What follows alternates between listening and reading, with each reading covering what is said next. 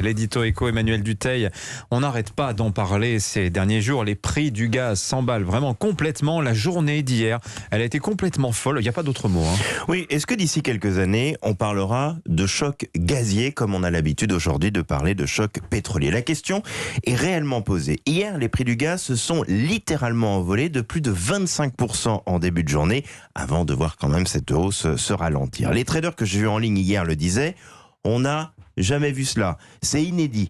Et si on peut parler de potentiel choc, c'est que nous sommes face, comme le dit Christopher Dembick de Saxo Bank, à un véritable vent de panique. Le contrat pour le mois de novembre 2021 pour les prix du gaz affiche une hausse de plus de 500%, j'ai vérifié 2 fois le chiffre parce que j'en revenais pas, de plus de 500% en un an. Comment on explique cette panique, Emmanuel? Eh bien c'est simple, les stocks de gaz partout dans le monde sont faibles et avant l'hiver, chacun veut remplir ses cuves. Le tout sur fond de fortes demandes chinoises pour réussir à atteindre ses objectifs climatiques.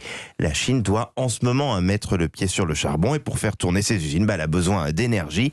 Imaginez, le pays en ce moment doit imposer des coupures d'électricité dans certaines usines faute d'énergie en assez grande quantité. Je vais vous donner un exemple, Valeo, l'un des plus grands équipementiers automobiles au monde, il est français. Dans 4 de ses usines en Chine, il est obligé de faire tourner tout cela au ralenti, tout simplement parce qu'il y a ces coupures. Il n'en faut pas plus pour que les prix s'envolent de façon stratosphérique. Mais qu'est-ce qui pourrait arrêter cette flambée, Emmanuel? Parce que le constat, le diagnostic, on connaît les raisons maintenant, mais comment on arrête ça? C'est là le plus inquiétant. Pour le moment, rien. Ah si, tiens, quand même, que les températures hivernales restent douces. C'est vous dire à quel point on en est rendu. Et à prier pour que le gazoduc russe Nord Stream 2 entre en fonctionnement à partir de l'an prochain. Rien de bien rassurant là non plus. Vladimir Poutine a pris hier un malin plaisir à dire que les Européens avaient fait une erreur en cherchant à s'affranchir des contrats de long terme avec le russe Gazprom. Côté européen, on tente quand même de s'organiser, on réfléchit à voir comment on pourrait recalculer les prix de l'énergie. Bruno Le Maire et ses homologues de l'économie espagnole ou italienne cherchent des solutions aussi. Ils parlent notamment d'achat de gaz en commun pour faire un peu effet de masse. Mais bon, là aussi, pour le moment, tout ça semble bien dérisoire face à une panique. Quel impact cela va-t-il avoir sur les particuliers, Emmanuel? Alors, vous l'avez entendu comme moi, Dimitri, c'est promis, nous ne verrons plus les effets de la hausse, assure le Premier ministre. Mais si les prix sont bloqués pour nous, ce n'est pas le cas par exemple pour les entreprises. Elles vont bien devoir répercuter à un moment quand même les coûts de l'énergie.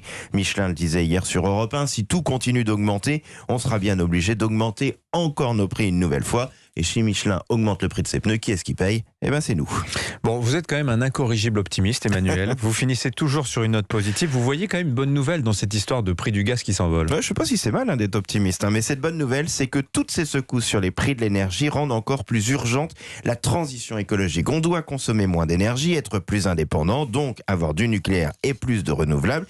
Et surtout, il faut enfin considérer les dizaines de milliards d'euros indispensables à la transition écologique comme un investissement et non plus comme un coût ou une dépense. Et quand on aura compris cela, alors on n'aura toujours pas de pétrole et de gaz, mais on aura, j'en suis certain, des idées porteuses. Merci Emmanuel Dutheil, c'était votre édito.